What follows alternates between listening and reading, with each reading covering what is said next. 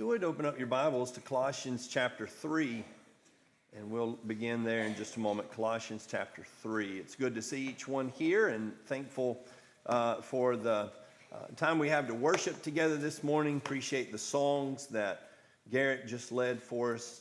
So much appreciate the efforts the song leaders make to find out what the sermons are and to lead songs that go along with the themes, and that is the case this morning. And appreciate all the thought that goes into the prayers that are led, the Lord's Supper talk this morning. It helps to have put that kind of effort in that you can see coming from the men who lead in worship. I want to conclude a series of lessons we've been looking at. If you're visiting with us, this is our fifth, and it'll be our final lesson in this series, though hopefully not the final lesson on the topic ever. I'm sure we'll find need to revisit from time to time. And certainly we've not said everything that could be said. The subject of masculinity is one that we've been giving some special attention to, and particularly in light of the culture that we live in. I think ways in which masculinity is attacked, ways in which masculinity is twisted. And what I want to do in conclusion this morning with all that we've talked about is talk about what are some of the major thoughts in our minds as we try to raise another generation of men. And I've titled the lesson, Building Men. In Colossians chapter 3 and in verse 23, it says, whatever you do your work heartily as for the Lord rather than for men, knowing that from the Lord you will receive the reward of the inheritance. Serve the Lord Christ. Here are two elements that I think need special, particular attention as we're raising boys to become men in our society today. These are not the only things that need focus, but I think they're areas that as we've looked through what it takes to be a man, ways that being a man has been twisted, that here are areas that need attention because our society has maybe robbed us of some of the attention that used to be given to these areas. The areas that we're going to talk about is hard work and identity. How to be good hard workers and who we are in our families and in Christ. And so I want to begin by talking about a theology of work. Now that word theology, don't run off with that word. All that means is thinking biblically about something, thinking the way God thinks about something. That's what we're talking about. We have more commonly in our vocabulary the idea of building a work ethic. But I want to go beyond the work ethic, because usually what that means is just you work hard.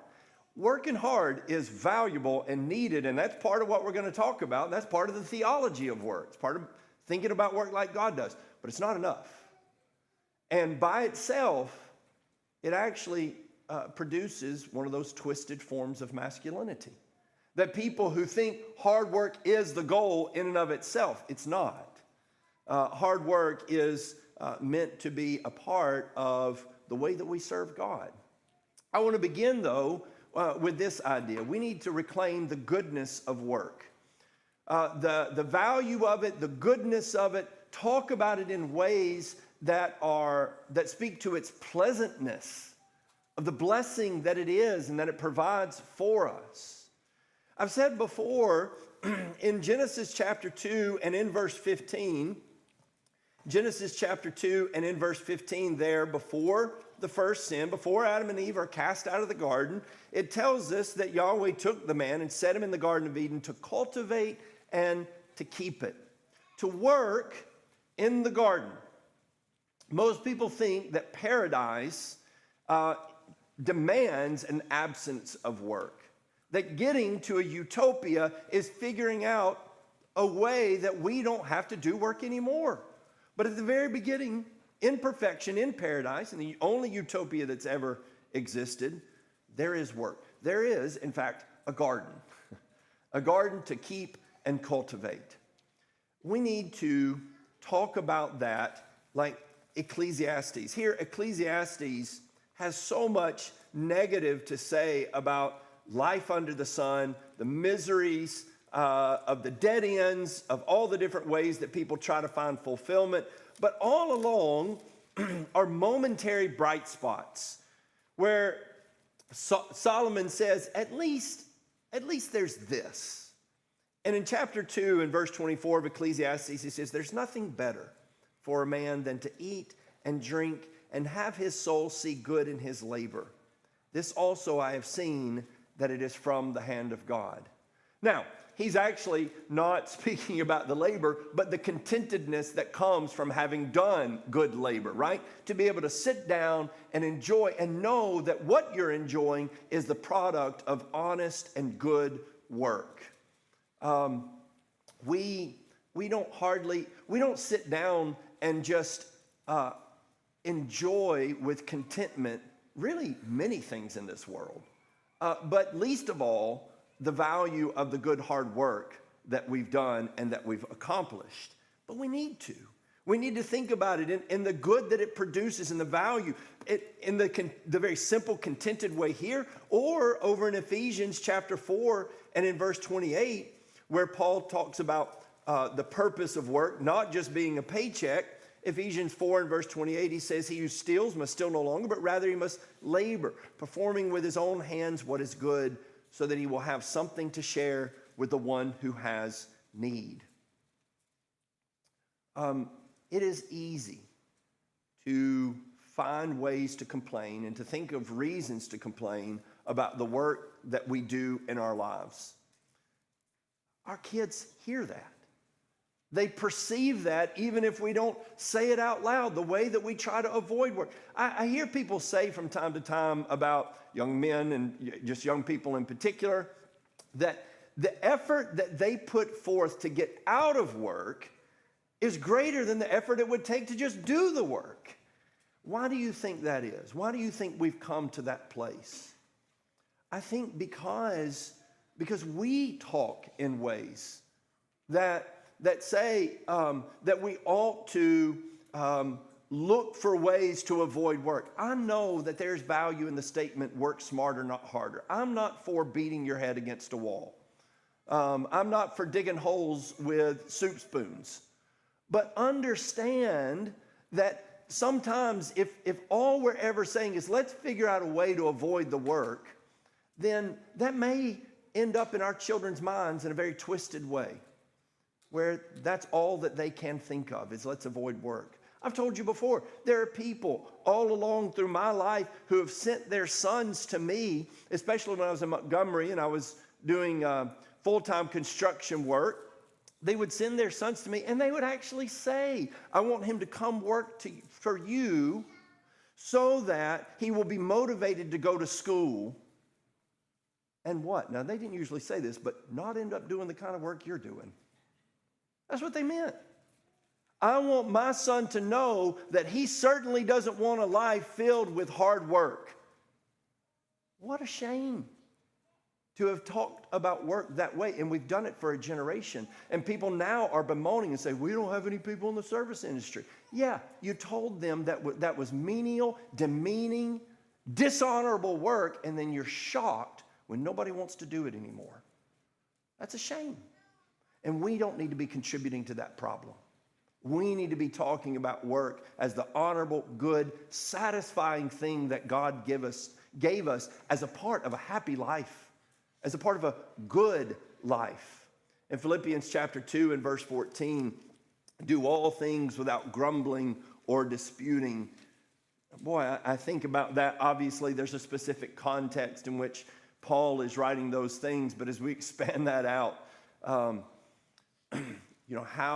how easy is it for our children to look and say, yes, my dad still goes to work and he does the things, but it is a misery. And if I could avoid that, that would be better. It ought to be that what our children hear is that we talk about work the way God speaks about work, the way God sees work. And ultimately then, what we're trying to do is bring them along with us as we work, show them the value, the goodness, the purpose, and let them experience that all along. Not only do we often speak of work in ways that demotes its value in our minds and in our culture's minds, but we don't press our children into work. And so all along, not only are we speaking about it in this way of avoidance, but really they manage to avoid most of it until they become adults. And then all of a sudden we're like, hey, time to work. And we say, why don't kids want to work these days? Nobody's made them. Nobody's made the connections between here is how you build a life. The simple command in 1 Thessalonians chapter 4, the instruction, make it your ambition to lead a quiet life and attend to your own business and work with your hands just as we have commanded you, so that you will walk properly towards outsiders and not be in any need. Your ambition to lead a quiet life and attend to your business and work with your hands. Boy, that's just not a mantra for today, is it? Live your life in the public eye, become an influencer, get a YouTube channel, get followers. Well, it's just the very opposite, isn't it? Just go find a quiet, good job to do and do it for the rest of your life. And boy, that would be a real blessing. And so here's an opposite picture of what the world's presenting, and we have to fight against that. We have to swim upstream, push uphill, push the stone uphill in order to get our sons, particularly, as that's what we're focusing on, to this point. Now, in order to create opportunities for daily work, we've talked about this. That used to not be, like if you talk to a father like 200 years ago, how do you creatively come up with ways for your son to do things? What do you mean? We wake up. That's how we come up with ways for my son to do things. We just go to work. Now, so much of that work is just gone, right? Somebody, a machine is doing that work, a factory's doing that work. And so many of the things that would have been normal parts of learning work and life and how all those things connect are gone. So now you do have to get creative, because even though those things have been taken out of the home, now I still want the result of those things. I still want the things that produced. Now here, an older generation, like if one of the ways that we're doing that is we planted a garden, right? Incidentally, somebody said, well, I was teaching about this at PTC a couple weeks ago, and said, you just seemed obsessed with the garden. I said, I know, but the Bible, in fairness, does mention gardens an awful lot. So I think it's fair, that we give that some attention. And at the very least, what the garden produced. Now, sometimes an older generation, and I've heard people talk about this. I've got friends that do some of the things that we're doing and more. They keep livestock. They've got chickens and they've got gardens and so forth. And their grandparents are saying, why are you doing that? We got away from that as quick as possible. And what I'd want to say to those grandparents is, don't you know what that produced? You're asking the questions of why kids are the way they are today. Maybe it's because we got away from all of that. It's not just maybe. I think it is because we got away from all of that. Because we expected less and less, and our thought process was, maybe in the worst cases, children shouldn't have to work like this. Why? They're going to have to. Why not bring them all along so that, we see that in school. We don't just dump everything all at once on them. We educate them little by little. But with work, it's like just one day. And I know we mock kids who go, now I have to adult. Guess what? It's because never in their life have they had to be an adult until all of a sudden they are. It should be all along. We're building that process. We're showing them what it means to build this kind of life that Paul says should be our ambition. I think about the example of Jesus, who comes to earth to live life as a man. In Philippians chapter 2 tells us to live as a servant. What did that look like? It looked like being the son of a carpenter. Our pictures of Jesus, and we talked about this, have been literally feminized through, I think, various motivations through through the decades.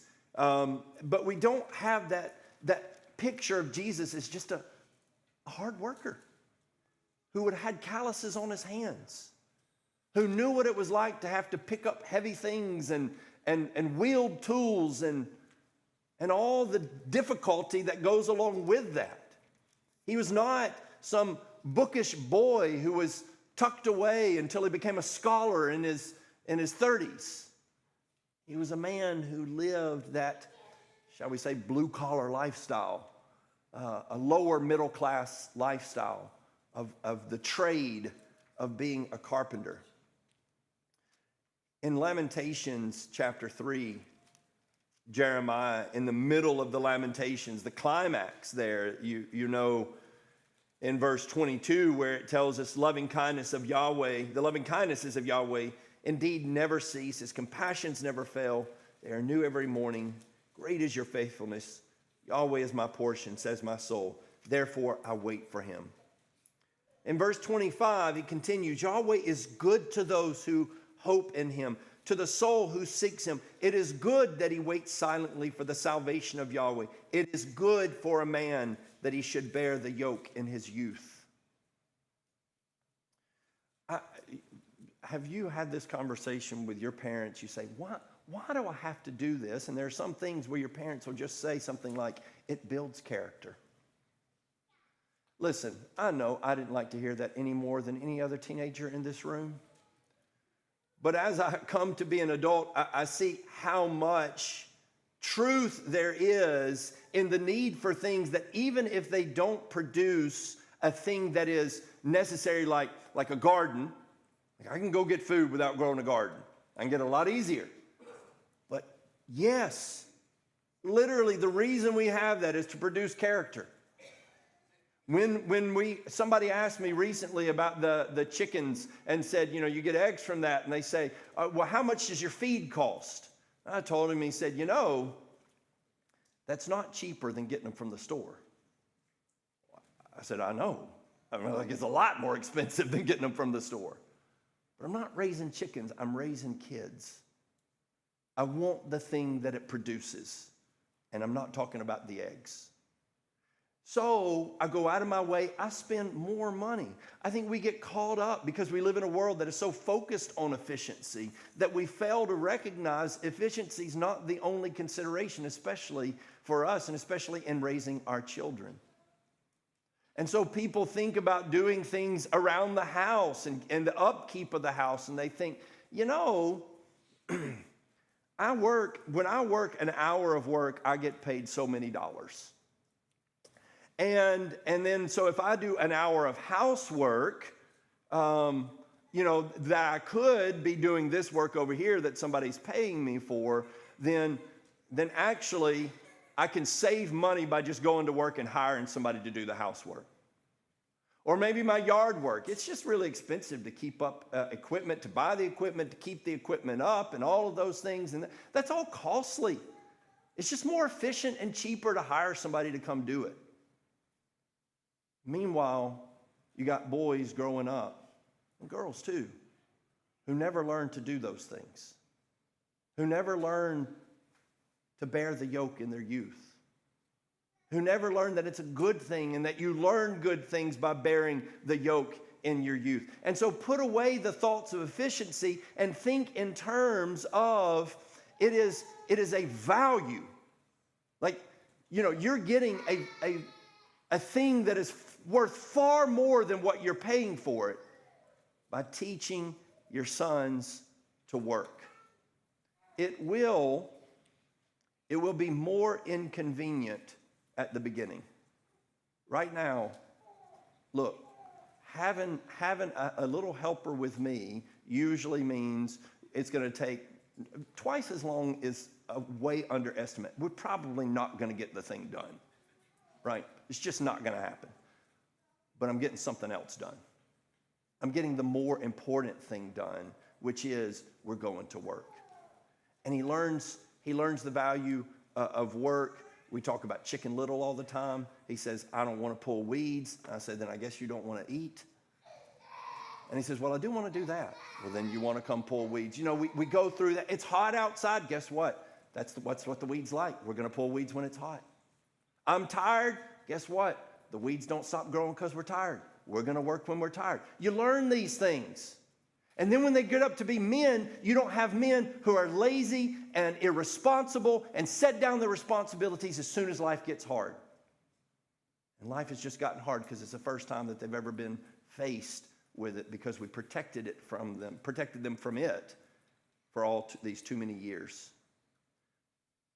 I'll say this one more thing about that. We're very wealthy. We have a lot of resources. And I hear men say from time to time, I can afford to pay somebody to do that. That's great. Pretty soon your son will leave the house and he can't. Now what?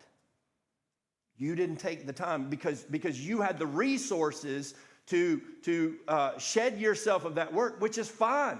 Look, when a man gets to the point where he does not have to paint his own walls, I hear you. I don't want to pick up the paintbrush either. But your son is going to start his own household, and he doesn't start at the same level of wealth that you are at, and now all of a sudden he knows nothing. Because I could afford to pay somebody to do that. Can you afford to pay somebody to do it for him? And for his household? And can you keep that wealth going like that? I see a lot of times guys who they couldn't afford it, they did it, they went through all that, and they go, man, I'm done with that. You're not done. You got a son to teach. Maybe you got a grandson to teach. We want to continue to pass those things on.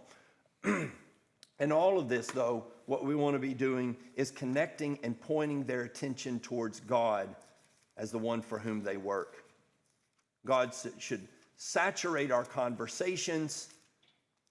It should be a constancy.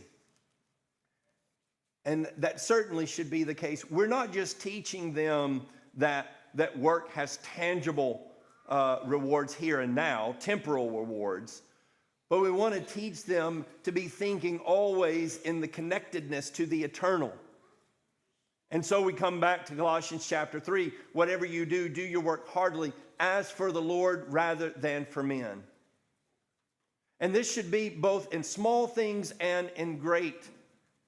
When we are working and we are talking about matters of skillfulness, matters of workmanship, there's a lot of adages that we use to set aside the value of workmanship. We say something like, it's good enough for government work. And I'm sorry, I know there's a lot of government employees in the room, but you probably sympathize with me most. And so we just set that down. We get it to a good enough point and say, it's good enough. I know there's times where that's reasonable. But I think sometimes we can teach our kids all along the way that good workmanship doesn't really matter, especially if nobody's going to find out. Who will notice? Our response ought to be, God will.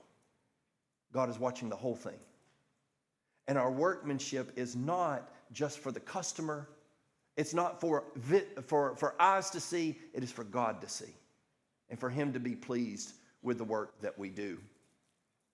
This is also in small tasks that we, I think, make a small thing of. There's a meme that's been going around the internet for several years now. It's called the grocery cart theory. Maybe you've heard of this. And it is the idea that you can evaluate someone's morality by whether or not they return the grocery cart to the bin in the parking lot. And the reasoning is because it's a small thing. Everybody agrees that you ought to do it, but there's no legal repercussions if you don't. Nobody's standing there monitoring you, telling you you've got to return it unless you want to get that quarterback at Aldi. And so it's basically up to you to decide what to do about that. And what your decision says a lot. And frankly, I don't disagree. I think it's small moments like that, like even in those moments we're teaching our children. And if they're saying, why do we have to take it all the way back over there? Because we have a responsibility here as a culture that this is a small thing that they're asking us to do, and we can do that. And we can leave it because we wouldn't want the buggy left in our parking space or to scratch our vehicle. We're treating our neighbors as ourselves. You see, there's all sorts of theological implications. You're like, you're talking about returning a grocery cart. Yeah. All along, we're talking about why we do things and why they matter to God and not just to me and to you. So we want to make those connections. I think, too, a thing that we want to recover is finding examples and giving our sons opportunity to learn from those examples. This is the idea of apprenticeship. It's lost. There was a time when men begged other men and paid them to take their sons and teach them things. You know, today you come onto a job site and you expect to be paid the moment you start training. You expect to be paid to fill out the paperwork, much less actually learning the things that you're supposed to learn to learn the trade. Used to, you recognize this is really valuable information. I need to pay you for this information. Only in one area, the colleges, which probably give you, on the whole, the most useless information, do they still ask you to pay them. Where they're actually giving you practical information, no, I want to get paid, and I want to get paid pretty handsomely. But I think in our sons' minds, we want to be pointing to skill and craftsmanship. Proverbs 22 and verse 29, the father does this, says, do you see a man skilled in his work? He will stand before kings, and he will not stand before obscure men. We want to notice it and say, that guy is a craftsman. And pay attention to it and point it out and show and show them what that looks like, and maybe even show them the distinctions. I mean, one of the things that I've done, I'm kind of a jack of all trades, master of none, with particular emphasis on the master of none. And there have been times all along the way where I've told my children, when I say, look, this right here is craftsmanship. Do you see the difference between this and, for instance, what I've done? I don't know what I'm doing. This guy knows what he's doing, and here's how you can tell. Here's how you can see. I like to point those things out, but I want to go a step further, and within the community of the church, especially as we look around and say, here's a craftsman in our midst, I want to send my son over there. And I want to send him so that he's an aid and not a hindrance, but send him over there in a way that he's ready to consume the wisdom and value of being a good craftsman. I think these are mindsets, again, that would take some time to cultivate, to understand and appreciate the value of, reappreciate the value of. But those are sorts of things that I think we need to be pressing for as we're teaching our children to work. Not just that they will work, but that they think deeply about work, and that it becomes a part of who they are. That their lives are defined by work, with leisure and rest as the thing we do so that we can get back to work, and not the other way around. Not just, you got to take a break from your leisure so you can work long enough to get enough money to get back to your leisure, which I'm afraid is kind of how life ends up being, especially from the time that we're born till we're about 18 at the very least. Well, let's talk about rooted identity then. Rooted identity. The idea of identity is one that I think I hope we understand is in a state of chaos in our current culture. And it goes along with the work and so forth, but specifically, I want to think about, who we're telling our children that they are. Society is saying, let them find out who they are, but as Christians, our mindset ought to be instructing them about who they are. We need to be teaching our children that they are sons of the living God. In Genesis chapter 5 and verse 1, we have the beginning of the genealogy of Adam to Noah. It says there, this is the book of the generations of Adam. In the day when God created man, he made him in the likeness of God. He created them male and female. He blessed them and named them man in the day when they were created. And when Adam had lived 130 years, he became the father of a son in his own likeness, according to his image, and named him Seth. And so you see, in the first place, it goes back to the creation story. And it reestablishes where Adam comes from so that when it goes on from Adam, it can say, in the same way that Adam is created and created in the image of God, so is Seth. And so then are all those that follow, Enosh and so forth. All the way down to my son. You are created in the image of God. That is who you are. And your job, primarily above all else, is to bear that image well, to be faithful, fear God and keep his commandments. This is the whole duty of man. That's who you are. We talked some time back about that word piety and how that involves devotion to family. And one writer said, piety doesn't say go figure out who you are. It says this is who you are. Now do your duty. And that starts with this is who you are in Christ. Galatians chapter 2 and verse 20 carries that on a little bit more specifically. I have been crucified with Christ, and it is no longer I who live, but Christ lives in me. And the life which I now live in the flesh, I live by faith in the Son of God, who loved me and gave himself up for me. We need to be making constant appeals to the person of Christ, to the personality of Christ, the life that he lived.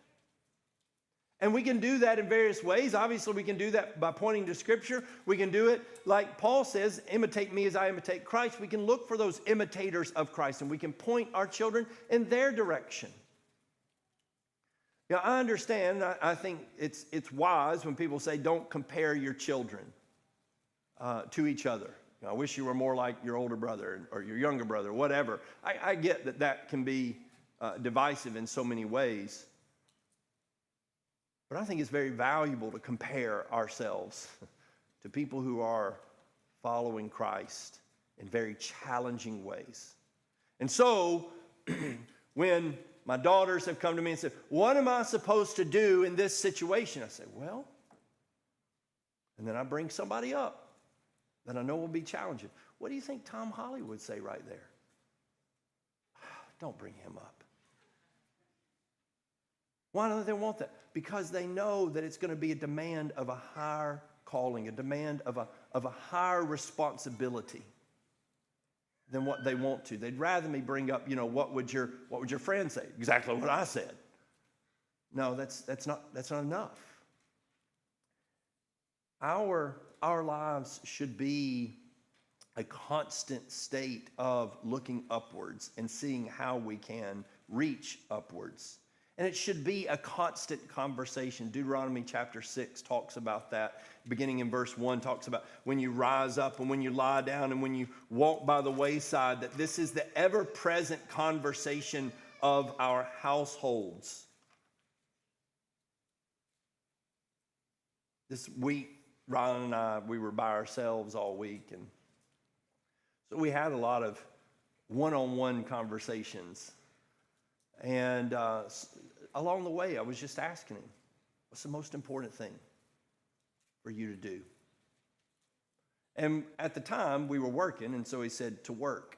I said, that is a very important thing. For who? He said, well, for you. Again, that's pretty important. But ultimately, obviously, I was trying to get him to the answer, and we got there eventually.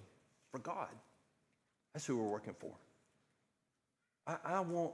when your kids are little, I think we do that sometimes. Who made the sun? God made the sun. Who made everything? God made everything, right? But somewhere along the way, those conversations just kind of fall off. And they're not as regular a part of our... At the point, I think, when children are beginning to most need that understanding and that sort of constant thought process of God and their connectivity to Him and to His Son, is maybe when we start disconnecting and we stop having those needed conversations. So, you're a son of God. That means things. You're created by God. That means things. You're created as a man in God's image. That means things. That requires certain specific responsibilities. And it's not the same as being created as a woman in God's image. That requires different responsibilities. Yeah, they overlap, but they are distinct. And so we need to be communicating those things to our children. We also need to teach our children that they are rooted in the identity of our family. Here is where I think it starts to get challenging. I think the first one, we know sometimes we just don't live up to that responsibility. In the second case, I think here is something that we're almost afraid of. We're almost afraid to put the burdens of responsibility of family onto our children, to keep them connected to family. We're afraid of pressuring them, putting them on guilt trips and things of that nature. And so we want to let them be their own person, we say. I want my kids to be their own person, but I want them to recognize that that person carries my last name. And so you don't get to be your own person separate and distinct from everybody else in this house. You have a place in this house. You were born into this house, and that comes with responsibilities. And we live in a world where we think responsibilities aren't mine unless I agreed to them. Let me tell you what, that's not the world you were born into. You're born into a world where, by virtue of being born, you have responsibilities to people simply because you are biologically related to them. I didn't choose them, God did. And his choices are more important than yours. He said, those are your parents. Those are your brothers and sisters. Those are your grandparents. And you have roles and responsibilities. And Paul says in Ephesians chapter 6, and beginning in verse 1, it's our job to teach them what that looks like. Ephesians chapter 6, beginning in verse 1, children, obey your parents in the Lord, for this is right. Honor your father and mother. How are they going to know what that means? But that I teach them, which is the first commandment with a promise, so that it may be well with you and that you may live long in the land. I need to teach them what that means. Fathers, do not provoke your children to anger, but bring them up in the discipline and instruction of the Lord. Here is your place. Here is your role. Here are your responsibilities. And that is certainly part of being in that home, and it includes what their roles will be as they mature and grow into those. But I want to add another element to that, is that we need to teach them that they are specifically rooted to this family that they are a part of. That my children are a part of the Russell household. And what does that mean? In Exodus chapter 3 and in verse 6, Exodus chapter 3 and in verse 6, God says to Moses, he introduces himself. He said also, I am the God of your father, the God of Abraham, the God of Isaac, the God of Jacob. And then Moses hid his face and he was afraid to look at God. If somebody came to you and they introduced themselves as the God of your great-great-great-great-great-great-great-grandfather, or just somebody who was acquainted with your great-great-great-great-great-grandfather, that's not as many greats as are here, but you get the idea. I would not even know who they were talking about. Like if they said, I am the God of, and then said, that guy's name. Okay, you're going to have to give me some context. But there was a connectedness here that God could come and say, here is who I am. It is connected to your ancestors. And it was such that Moses could know and appreciate and understand the weight of that claim. You see that in Jeremiah chapter 35.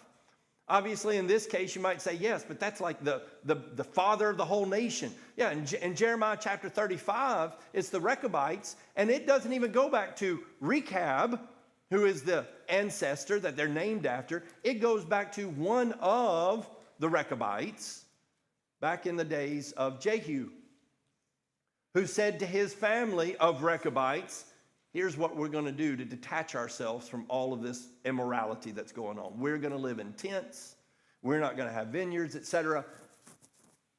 And he says, look at how loyal they've remained to the house. Now, I know maybe some of our thoughts as we hear that are, yeah, but we need to be more loyal to God than we do the household. True. But we need to be loyal to the house because we're loyal to God in the ways that God commands us to be loyal to the house. I appreciate the phrase, God has no grandchildren. You've heard that? God has no grandchildren. You've heard that. That's right. But we do. We've got grandchildren. And guess what I want for my grandchildren, who aren't even born yet? I want my grandchildren to be affected positively by the things that I say and do now.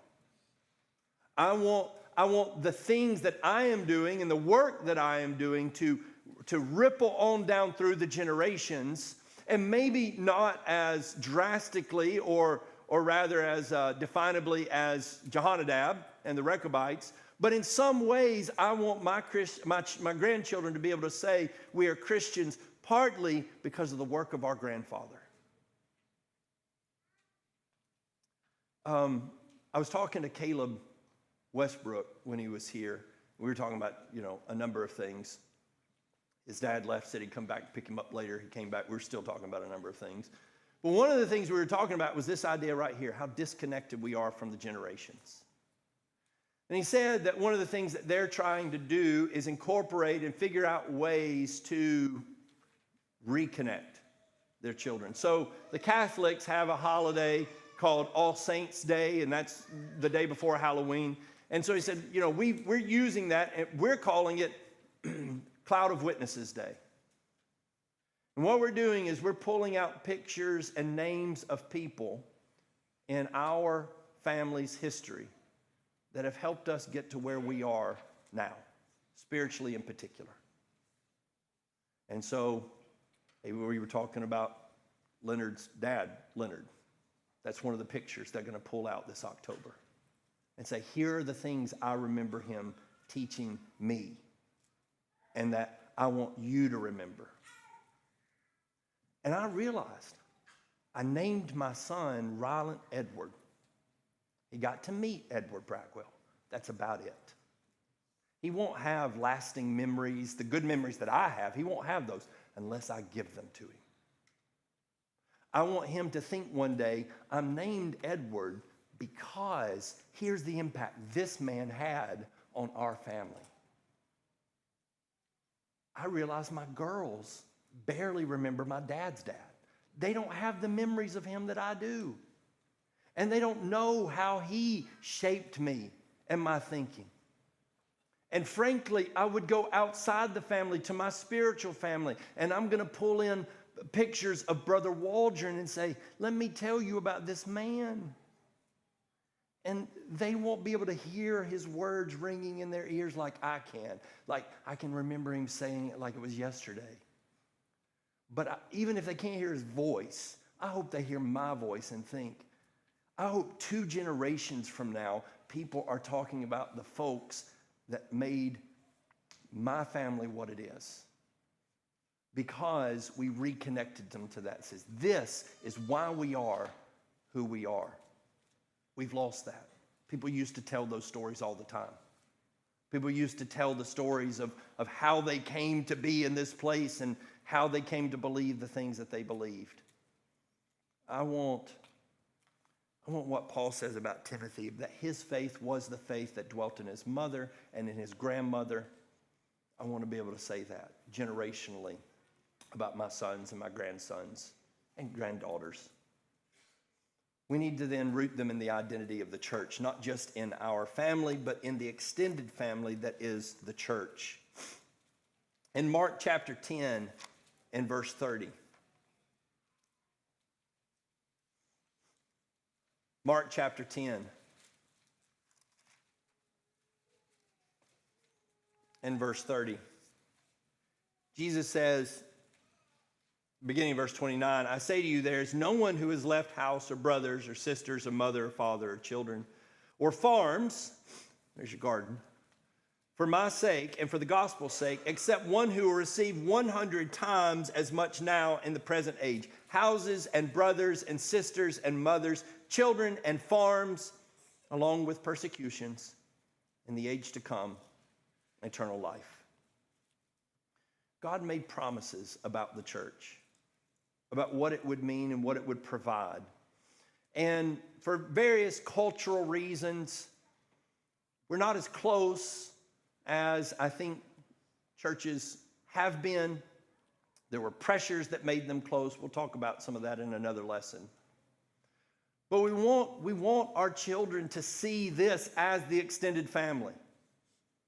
And in fact, in some ways, we want them to see this as the family that they need to maintain fellowship with, even if they were to lose fellowship with their physical family. That ultimately, this is where their mothers and fathers and sisters and brothers are coming from. I'm not just talking about play dates, though I think those are good. I'm not just talking about potlucks, though I think those are good. I'm talking about real connectivity. Teaching our children to see this family in a way that helps them learn to develop compassion and respect and patience, the hard work of loving one another. But we fill their lives up with so many competing communities. We fill their lives up with other families, and we say, here's your baseball family, here's your school family, and eventually, here's your work family, and this is just another one in a long list of communities that you're a part of. It's not. It's the community from which every other aspect of our life should flow. And then in all of this, we need to understand that we are swimming upstream, that there are great cultural challenges. In Proverbs chapter 22, Proverbs 22 and in verse 6.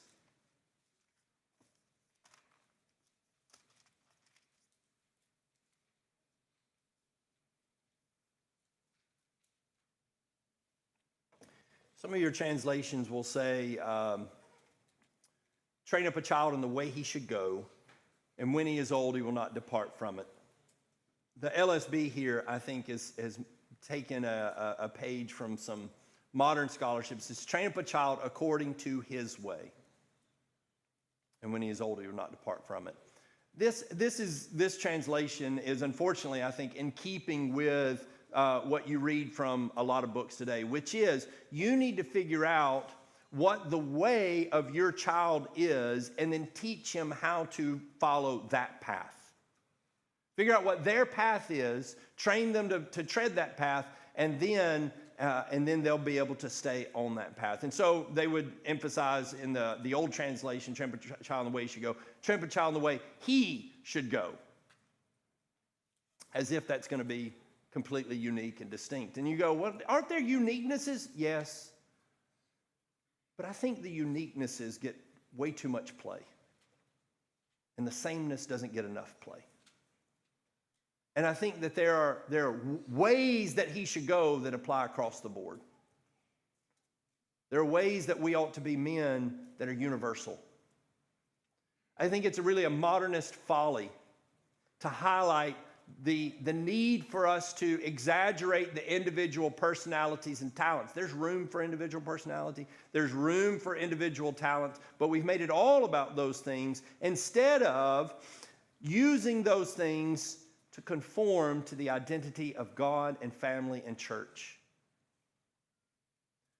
It is not that you should have this identity that makes you distinct from God. You should figure out how to use that identity, and wherever that identity conflicts, guess what? Cut it off. You say, well, that's just who I am. Not anymore. Better not be. I just like to express myself this way. Learn to express yourself a different way. What we've done is we've told children to go find themselves. My uncle likes to point out that the brain, my Uncle Jonathan, he says this to teenagers all the time. He says, your brain is not fully developed until you're 25 years old. And so when your parents say you are brain damaged, they're not so far off because your brain is actually still developing. At a point when children are developing, they don't have full moral awareness and understanding, and they are gathering information, and we're saying at that moment, you got hormones raging, changes happening all along, go figure it out. What folly. The opposite is true of the book of Proverbs. The book of Proverbs is, let me tell you who you are.